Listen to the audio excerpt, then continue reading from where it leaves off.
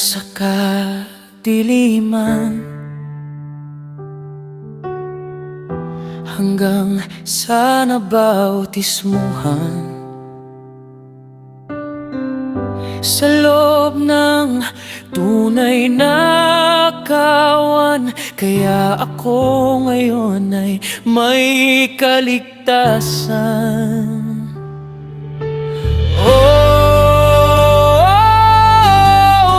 Kung ngayon ay tinawag ng Ama, dinala sa banal niyang iglesia, puso ko ay masaya sapagkat isa ako ngayon sa mga hinirang niya.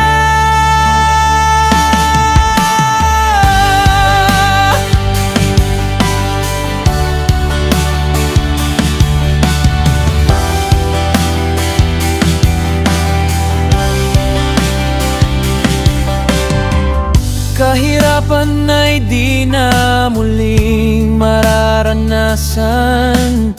Sa bagong langit at lupa, doon ako ay maninirahan.